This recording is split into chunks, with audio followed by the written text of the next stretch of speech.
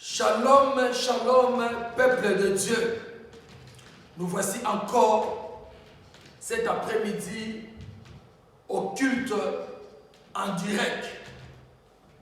Quoique nous sommes dans la maison, confinés à cause de tout ce qui se passe que nous connaissons, toi et moi. Mais cela nous n'empêcheront pas de célébrer notre Dieu, de célébrer le Seigneur. La Bible nous dit, rien ne nous séparera de l'amour de Jésus-Christ.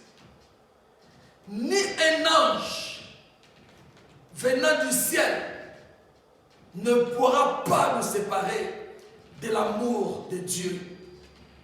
Même nous sommes confinés, mais nous sommes dans la prière, dans sa présence.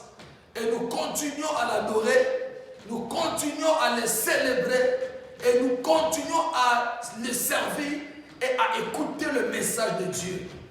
Voilà pourquoi, mes bien-aimés, nous sommes là pour te transmettre la pensée de Dieu que Dieu m'a donnée cet après-midi.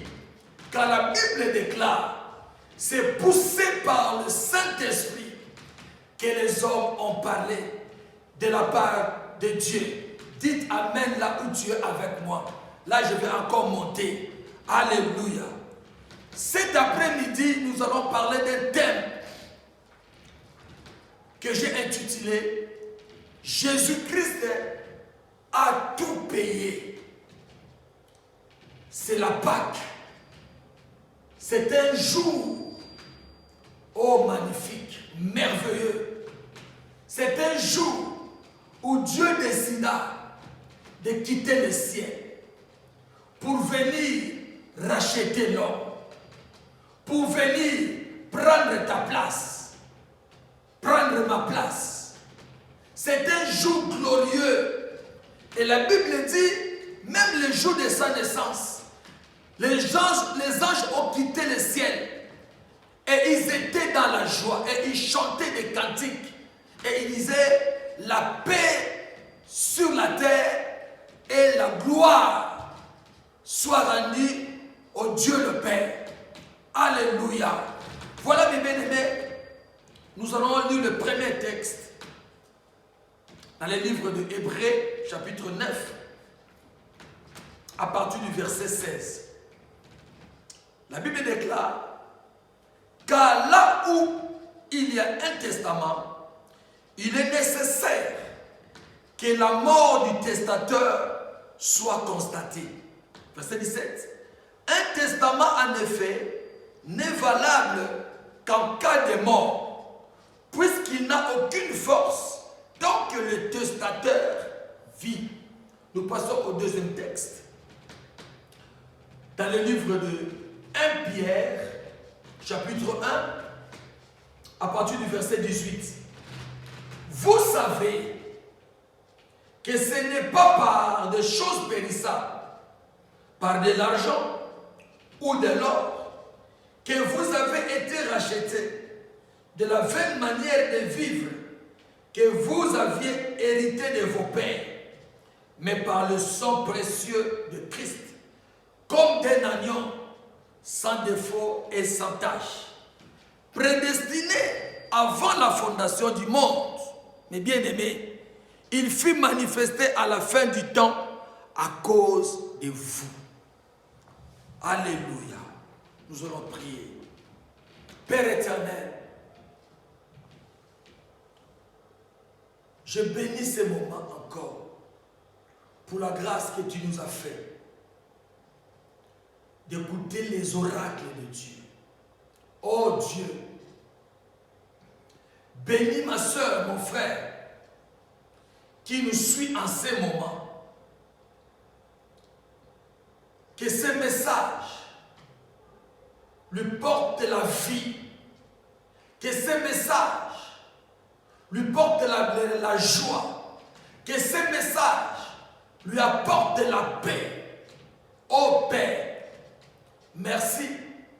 Car la Bible dit, c'est poussé par le Saint-Esprit que les hommes ont parlé de la part de Dieu. que je ne sois que cet après-midi un canard de bénédiction pour quelqu'un. Dites Amen au nom de Jésus-Christ. Amen. Oui, mes bien-aimés dans le Seigneur, aujourd'hui nous célébrons la Pâque. Aujourd'hui nous parlons de Jésus qui a accepté la croix, de mourir, de prendre ta place, de prendre ma place. C'est ça qu'on appelle la Pâque. Dieu décida de quitter le ciel pour venir sur la terre des hommes, pour naître dans une femme, pour sauver l'homme. Mais celui qui est né, il n'était pas un homme. Alléluia. Mais il était l'agneau de Dieu. Preuve à laquelle il est né, pas dans la maternité. Il est né, pas dans une maison hospitalière. Mais il est né dans la bergerie. Là où les moutons, là où les chèvres, là où les veaux naissent. C'est là où Jésus est né. Donc cela nous donne déjà une image pour comprendre qu'il n'était pas comme tous les enfants. Il est né dans la bergerie. Et toi et moi sommes nés dans une maison, dans un hôpital. Mais lui est né dans la bergerie. Alléluia. Donc il était l'agneau de Dieu, comme les textes dans le livre de 1 Pierre est en train de nous parler. La Bible nous dit, il est venu sauver l'homme. L'homme était perdu. Toi et moi, nous étions perdus par la coutume de nos pères, par la tradition, par les coutumes. Nous étions perdus. La Bible dit que le péché est entré par Adam, par un seul homme, et est descendu dans toutes les générations. Or, le sang qui transcendait de l'homme à l'homme, c'était le sang de péché, le sang de la condamnation. Et souvent dans des familles, aussi comme la mienne, on adorait des êtres qu'on ne savait pas. C'est qu'on disait les choses de Bangkok, les choses ancestrales. On se prosternait sur ça. On nous faisait même des incisions pour la protection. Alléluia. On mettait les choses dans les incisions pour la protection. Or, la Bible dit que nous n'étions pas rachetés par des choses périssables, ni l'or, ni l'argent. Parce qu'après les incisions, on devait donner quelque chose à une femme ou à un homme qui faisait ces choses. Et d'autres allaient même devant la rivière et ils parlaient avec les esprits. Et voilà que la Bible nous dit, c'était la manière que de vivre que nous avions hérité de nos pères. À chaque fois qu'il y a un problème, on doit aller consulter les morts. À chaque fois qu'il y a un problème, on doit aller donner des choses dans les eaux, dans la forêt, se prosterner. Et Jésus est venu pour mettre fin à ces choses. Jésus est venu pour nous libérer. Jésus est venu pour mettre fin à la condamnation. Car la Bible dit que tout homme qui mourait allait dans le séjour des morts. Parce qu'ils n'adoraient pas Dieu, mais ils adoraient d'autres esprits. C'est pourquoi ce verset biblique dit clairement que vous saviez que ce n'est pas par des choses périssables, par l'argent ou de l'or, que vous avez été rachetés de la vaine manière de vivre. Nous avons une manière vaine de vivre, ce que je viens d'énumérer un peu là, de vivre, que vous aviez été hérité de vos pères. Mais c'est par le sang précieux de Christ comme d'un agneau, sans tache, sans défaut. Je disais que Jésus n'était pas un homme, parce qu'il est né dans la bergerie, là où on garde les animaux, des vaches, des veaux. Et c'est là où, sur les tables, là où on met les petits de la vache. Et c'est là où Jésus est né. Même les mages l'ont trouvé là. Alléluia. C'est là où il est né. C'est pourquoi il était un animal. L'agneau. L'agneau, c'est un animal. Il était l'agneau, mais bien aimé dans le Seigneur. Il est venu pour faire la justice de Dieu, pour nous justifier. Alléluia. Parce qu'il y avait une loi ancienne qui était. Oh, cette loi a été instituée par des vaches, par des boucs, selon la loi de Moïse. Quand Moïse voulait bénir le tabernacle, il a pris le sang des veaux, il a pris le sang des boucs, il a aspergé. Mais cette fois-ci, dans la nouvelle alliance, ça ne sera plus le sang d'un animal, ni le sang d'un bouc, mais Jésus lui-même va se livrer. C'est pourquoi la Bible dit qu'il a versé son propre sang. Le sang précieux a été coulé pour que toi et moi, alléluia, nous soyons guéris, nous soyons libérés de la prise de l'ennemi. Alléluia. C'est pourquoi il nous a amené un message de grâce. Ça veut dire, on ne l'a pas mérité, mais il nous a fait grâce. Il nous a fait grâce. Oh, les temps-ci, mes bien-aimés, c'est le temps de la grâce. Nous vivons le temps de la grâce. Alléluia. Pierre a compris. Dans Actes chapitre 2, il a dit, quiconque invoquera le nom de Jésus-Christ, il sera sauvé, mes bien-aimés dans le Seigneur. Oh maman, toi qui me suis à la maison, ma soeur, mon frère, je te dis, aujourd'hui, tu fêtes la Pâque. Mais laisse-moi te dire, la Pâque, c'est le temps de la grâce. C'est le temps de la grâce. Laisse que la grâce te parvienne là où tu es. Laisse que la grâce, si tu es malade, crie seulement le nom de Jésus, tu es guéri. Si tu passes un confinement stressant, alléluia, invoque le nom de Jésus. Là où tu es touché, la chaleur va te saisir du Saint-Esprit et tu seras guéri dans le nom de Jésus. Oh mes bien-aimés dans le Seigneur, la Bible dit que la femme qui coulait le sang pendant 12 ans, il a compris. Tu dois comprendre, mes bien-aimés, quand la Bible dit, c'est lui qui m'appartient, meurt faute de la connaissance. On dit dans notre version, mon peuple périt faute de connaissance. La version que j'aime, qui lui dit que c'est lui qui m'appartient, mais à cause de la connaissance. Je ne mérite pas, je ne veux pas, je refuse que tu puisses mourir parce que tu n'as pas la connaissance de ça. Mais laisse-moi, au moment où je te prêche, la connaissance est entrée dans ta maison. La connaissance de Dieu est entrée dans ta vie.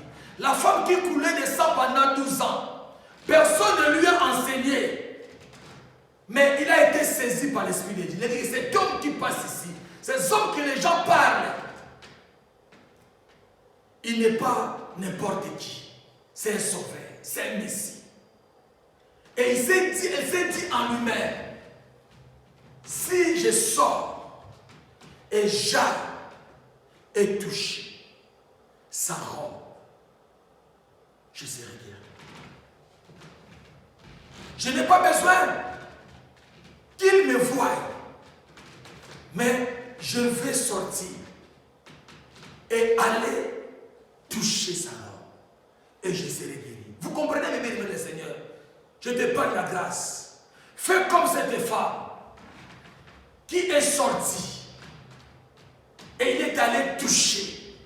Et la Bible dit que quand elle a touché la robe de Jésus, la Bible dit le sang qui coulait en elle pendant 12 ans, il a cherché le médecin, il a tout savez, elle mourrait à petit feu, la Bible dit. Et ce jour-là elle s'est décidée et elle a touché. Et la Bible dit, l'hémorragie s'est arrêtée. Alléluia. Je parle à quelqu'un, que la mort s'arrête. Que la mort s'arrête. Que le coronavirus s'arrête. Je déclare que le coronavirus te quitte au nom de Jésus. Alléluia. Oh, je te parle encore d'un homme, Zachée, qui était un fraudeur des impôts. Cet homme était connu dans la ville. Peut-être que toi aussi tu es connu dans la ville où tu habites. Les gens même t'ont donné un nom. Les gens même parlent mal de toi.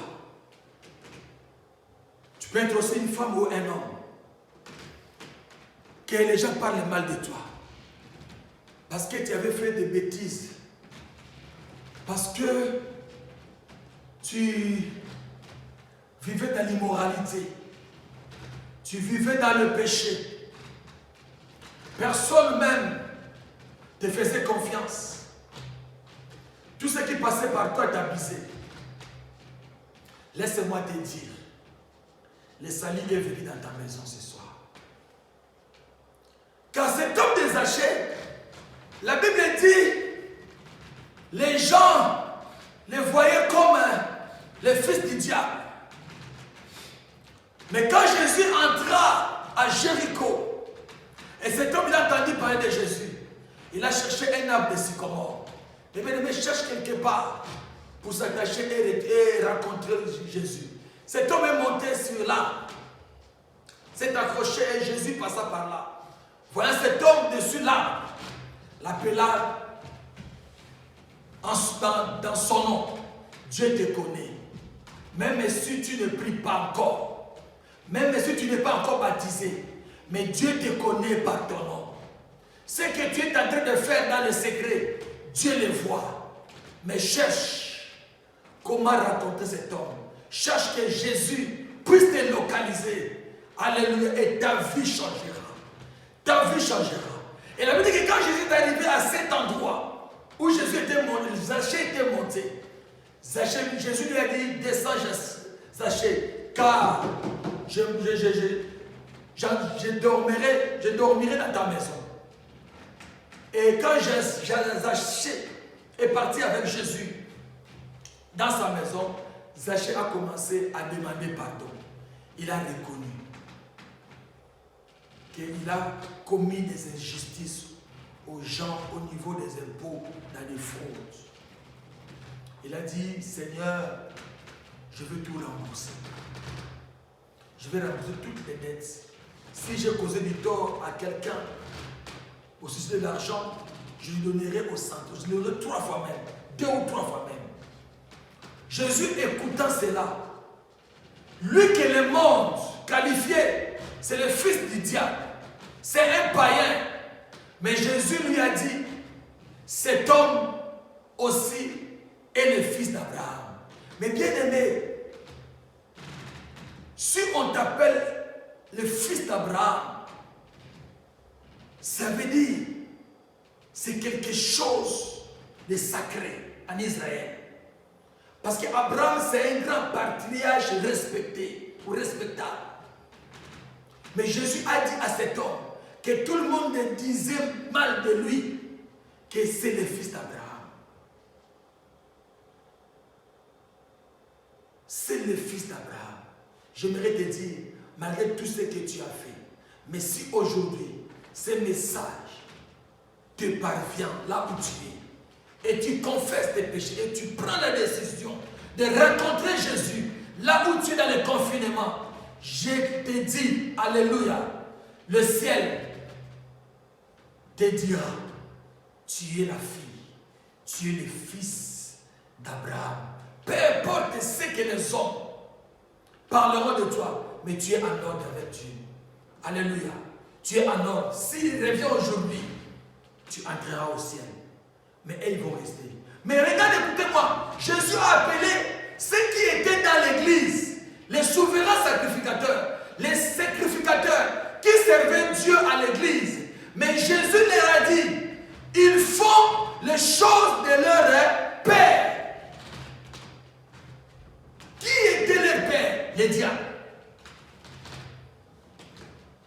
a dit aux sacrificateurs, ils font les choses de leur père les diables. Mais les païens qui étaient dehors, alléluia, que tout le monde connaissait, il a appelé Zachée, c'est le fils d'Abraham. Alléluia. Quel contraste! Quel contraste! Parce que Zachée a compris que cet homme qui est au-devant de moi, c'est le porteur de ma grâce. Je viens te parler ce soir. Reçois la grâce de Dieu. Reçois la grâce de Dieu. Reçois la grâce de Dieu. Oh mes bien-aimés dans le Seigneur. Jésus devait mourir. Alléluia, à la croix. Je vais finir. Jésus devait mourir à la croix. Alléluia. Parce qu'il est le testateur. La Bible déclare que Dieu nous a légué un testament.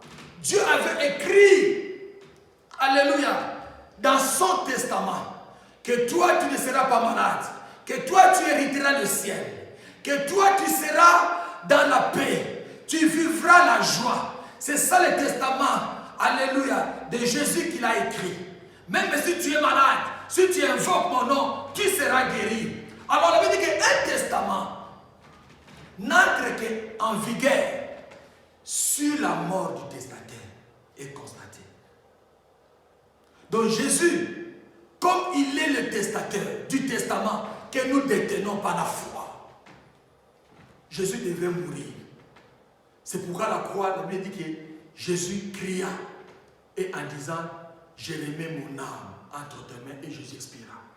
Le testataire est mort. Et les soldats sont venus voir pour constater si réellement Jésus est mort. Et ils ont attesté, certifié, confirmé que Jésus-Christ est mort. Donc le testataire est mort. Aussi longtemps que le testataire, ton testataire Jésus, était mort. Alléluia. Le testament est entré en vigueur. Reçois la bénédiction, reçois la guérison, reçois ton miracle. Là où tu es, je déclare dans ta vie, reçois le miracle. Que le miracle t'accompagne. Le testament de Dieu, alléluia, et t'atteste qu'aujourd'hui, parce que tu as invoqué le nom de Jésus, parce que tu as invoqué le nom de Jésus, reçois le miracle. La maladie te quitte.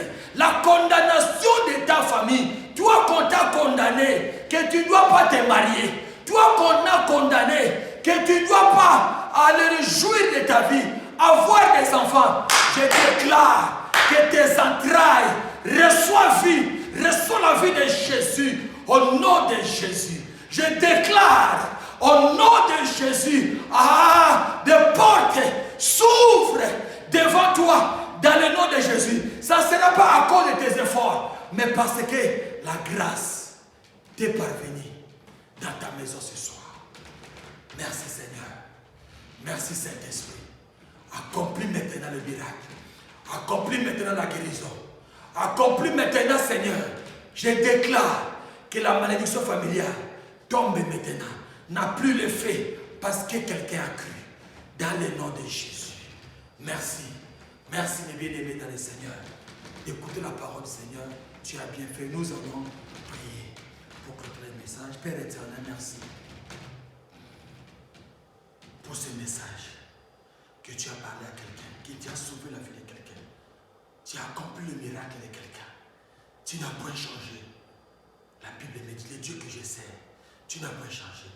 Merci Seigneur de gloire. Merci Saint-Esprit pour ta puissance que tu as déversée en ces moments. Que la gloire et louange reviennent à toi au nom de Jésus. Que Dieu, mon Dieu, vous bénisse. Le Dieu de la Bible vous bénisse au nom de Jésus. Amen. Amen. Amen.